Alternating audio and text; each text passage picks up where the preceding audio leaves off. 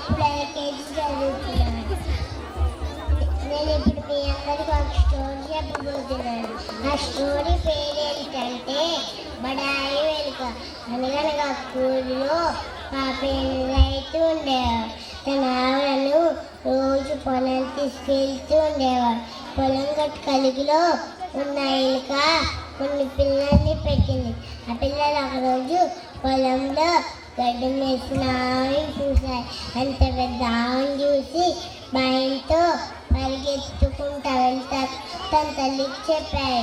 పక్కన మరొక ఏంటి నాకన్నా పెద్ద జంతువా అని ప్రశ్నించింది. అవును, చాలా పెద్ద జంతువు అని పిల్లలు చెప్పాయి. పక్కన మరొక ఏంటి నాకన్నా పెద్ద జంతువా అని ప్రశ్నించింది.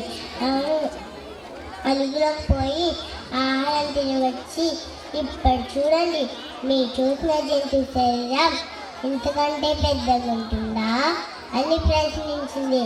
అవును, చాలా పెద్దగా ఉంటుందని పిల్లలు చెప్పాయి.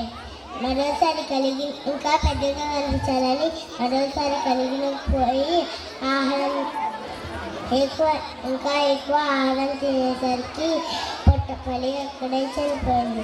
నీకింతటి దాహం నుంచి బడాయికి పోరాదు.